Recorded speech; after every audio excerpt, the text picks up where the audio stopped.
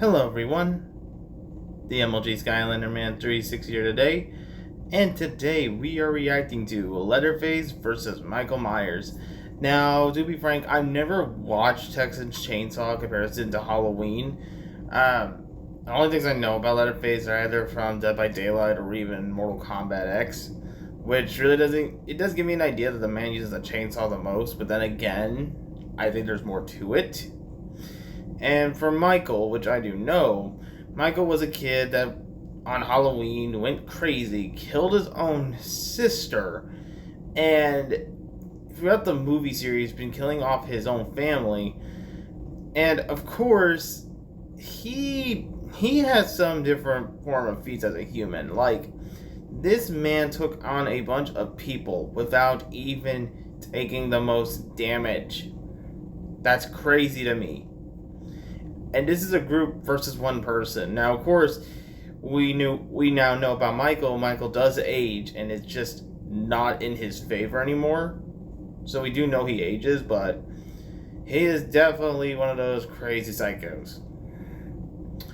And of course, Halloween 3 does not count, considering he was not even in the movie. What was the point of that movie? Can someone give me a logic here on that one? Another feat I should mention of Michael, though. He is human, just like Leatherface is human. Well, if we're still human in this kind of versus debate. However, it really depends. Can Leatherface really put down Michael? Because a lot of times, not even gunfire puts this guy down. I'll tell you what, I don't know what's with Michael, but whatever he has, it is not good.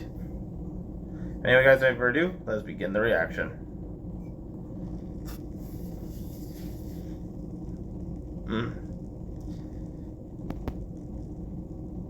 I respect that. I really do.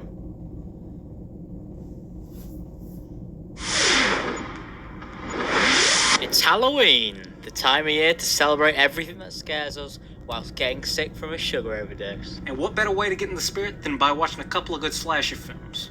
And today we're pitting Bubba Sawyer, or as he's better known, Leatherface, up against the face of Halloween himself, Michael Myers. These two slasher villains are without a doubt iconic, but only one of them can walk out of this alive. I'm your host, Joe. And I'm your co-host, Britt. We've taken an in-depth look at these competitors to find out who would win in a battle. So without further ado, let's get on with the episode. Hey. Before he was known as the chainsaw-wielding maniac Leatherface, he was simply a boy named Bubba Sawyer. Not much is really known about his childhood, aside from the fact that he was born with some very serious facial deformities, as well as being labelled as legally retarded by doctors. But that didn't stop him from landing a job alongside his brother Nubbins at a slaughterhouse in Newt, Texas. Nubbins? What kind of name is that? It sounds like a promotional item on the KFC menu. Were they drunk and just pointed at the newborn and said, "Hey, he'll be known as Nubbins. Yes, Nubbins Sawyer. Hey, pass me another beer."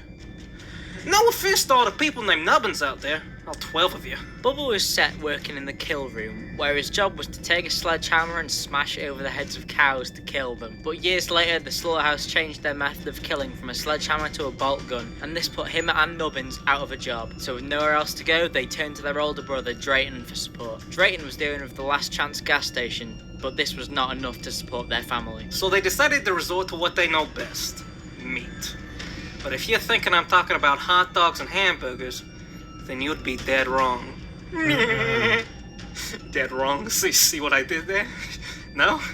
Screw you! The cannibals would have found that hysterical. Well, the Sawyers started killing people and cooking them up to eat, and selling whatever leftovers they had at the gas station. Drayton handled the cooking while Bubba and Nubbins did all of the hunting and killing. And from killing so many of his victims, Bubba learned how to cover up his messed up face with a mask he would make from his victims' faces. This would ultimately earn him the nickname of Leatherface.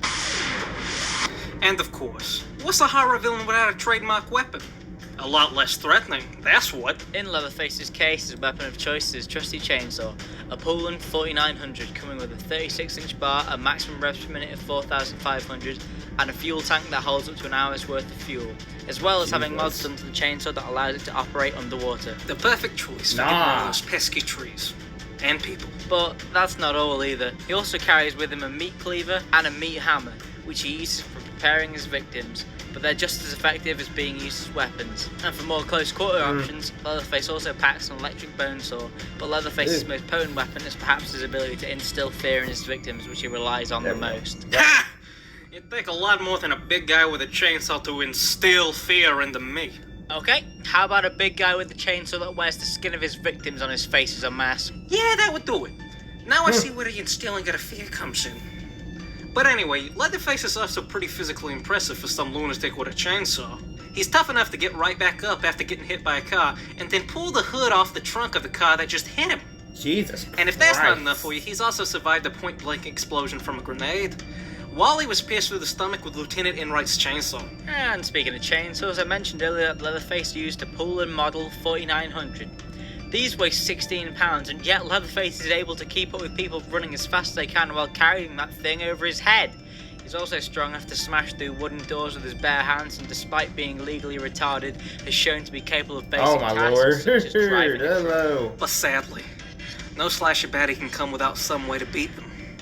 And Leatherface is certainly no exception. For one, he can be stunned just by hitting him in the face.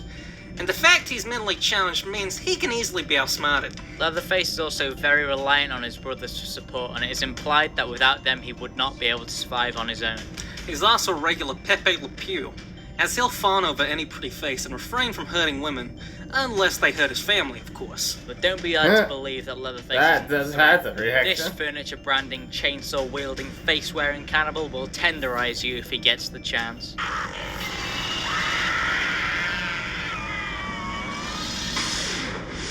Michael Myers got his start to stardom on Saturday Night Live, before making it big with movies like Shrek, Austin Powers, Cat in the Hat. Dude, that's Mike Myers. Oh, my bad. Michael Myers was born October 19th, 1957. He was a pretty normal kid, until one Halloween night, when 6-year-old Michael murdered his own sister Judith while she Yep. was babysitting him. This got him sent to the Smiths Grove Sanitarium, where for 15 years, Dr. Samuel Loomis tried to reach out to him. But he had trouble doing this, as he could only describe as what he saw in Michael as purely evil. Clearly, Michael wasn't all there. One Hallows Eve, when Loomis and a nurse were trying to transfer him to a different location, a breakout occurred, and Michael seized the opportunity to carjack the nurse and drove off to make his way back to Haddonfield, Illinois. But not before making a pit stop to kill a mechanic and steal his jumpsuit. You know, your typical road trip stuff. Once he made it back to Haddonfield, he broke into a hardware store and stole himself a few knives and some rope, as well as his iconic Halloween mask that we all recognize Michael for today.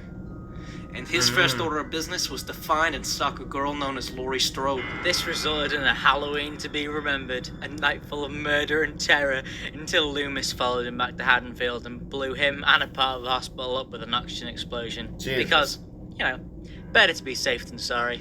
But, believe it or not, this didn't even kill Michael. It only put him in a coma for 10 years. And since that day, Michael's been quote-unquote killed many times, only to come back every Halloween for more murderous mayhem, time and time again. And that's all thanks to a little something called the Curse of Thorn. Remember how Loomis described something inside Michael as purely evil? Well, he really wasn't wrong. You see, when Michael was a kid, a group known as the Cult of Thorn cursed him with the Curse of Thorn. This curse requires the bearer to murder all of their family on the night of Samhain, also known as Halloween, in order to protect their community from disastrous events. And thanks to it, Michael is now practically superhuman and can't be killed by normal means, at least until he kills the rest of his family. But with that said, Michael rarely kills his victims with brute force. Instead, he prefers to use a more tactical approach, utilizing stealth against his victims. That and his trusty kitchen knife, which he uses for brutal stabbings. And? I'm so glad you asked. Oh, I feel like I'm gonna regret this. Hey there, Sully Sells here today with the Michael Myers kitchen knife. This beauty is produced by Lamson and crafted out of fine stainless steel, with a Oh my 12-inch God. blade that is as sharp as a knife. And it can be yours today with just one small payment of $19.78. We're not responsible for any murder, disembowelment, trauma, nights of terror caused by this product. Call now while supplies last. Limited to What per in customer. the world, dude? Well, after whatever that was, let's get back to Michael, shall we? You got it. Michael can dodge bullets at near point-blank range. On average, a 9mm bullet travels around 1,200 feet per second. And if that's not good enough for you, Michael has also reacted to a double-barrel shotgun. But not in the way you think. This one was being swung at Michael like a baseball bat, and he caught it with one hand before it hit him. Michael's also pretty tough. He's walked out of an entire hospital room after it exploded while on fire. He's been hit by a truck going at high speeds, and right after that, shot by a firing squad, and still managed to avoid an explosion from a stick of dynamite thrown at him. Michael has also wiped out 2 police stations filled with heavily armed officers all by himself. Plus, he's strong enough to ram a shotgun through a person hard enough to pin them through a door. Also, according to Dr. Loomis himself, not even hell would accept Michael Myers. But don't think that means he's without his flaws. Well, he's got impressive speed feats. He barely takes advantage of this and moves so frickin' slow when confronting victims. Plus, just like an ordinary human, he can still be affected by drugs and tranquilizers and even outright killed. Granted, if he is killed, he can come back, but not until the next All Hallows Eve. Now that we've analysed our fighters, it's time for them to go head to head. Let's push their limits.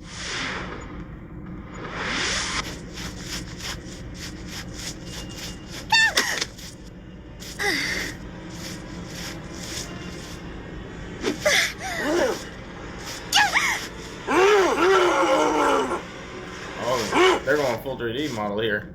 Limit break. Fight.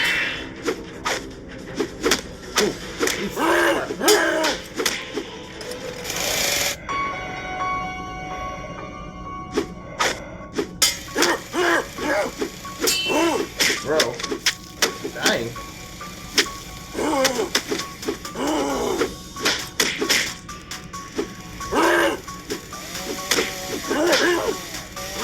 Dang. Ooh, jeez.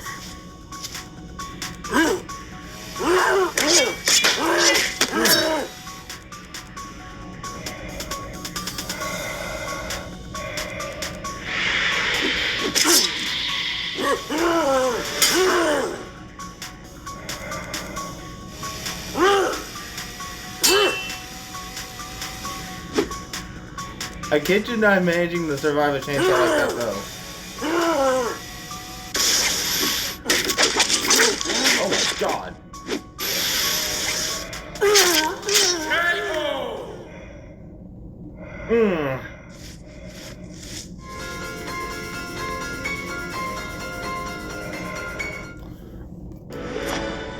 Watch baseball. That is so dramatic to cut off.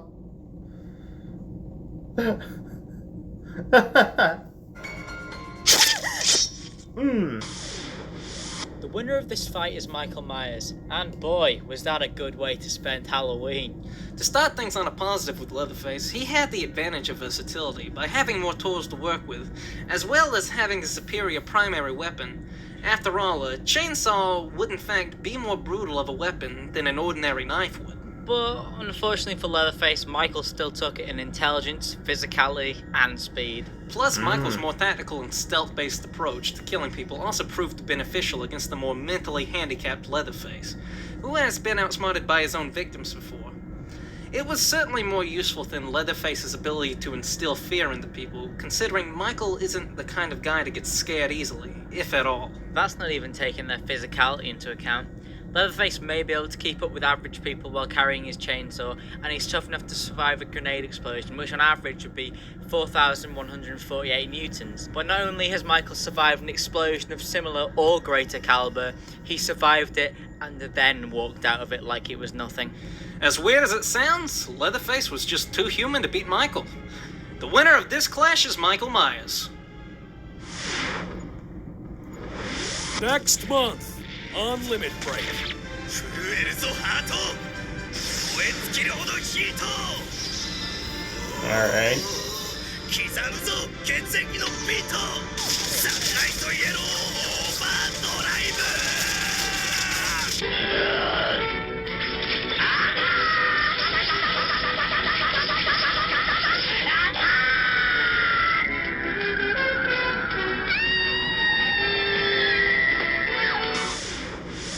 ブお前はもう Johnson Joestar versus Kentrell. I was like, I feel like I know that one. Okay, never mind, I do. I mean, I kind of feel like that was gonna be the case for Michael, because Michael's just that he's just unhuman. Like, you even take him down with one shot, he still gets up. He went through fire. I mean, come on. Tell me. I will admit, Leatherface did have that range just because of that chainsaw, but the only thing is, I would question if the kitchen knife's durability would still be one of the toughest things, though. But then again, I don't know. I'm more or less just kind of questioning its factor there.